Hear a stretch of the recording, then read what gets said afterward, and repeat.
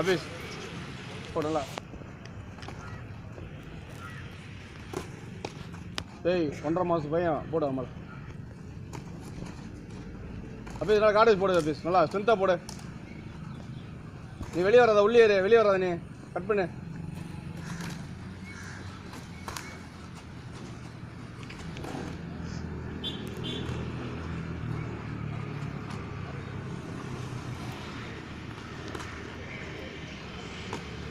Very good.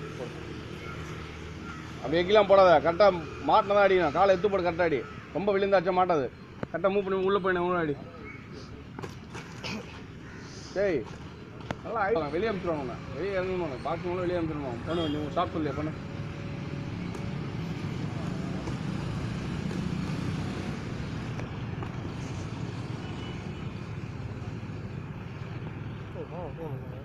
Stop.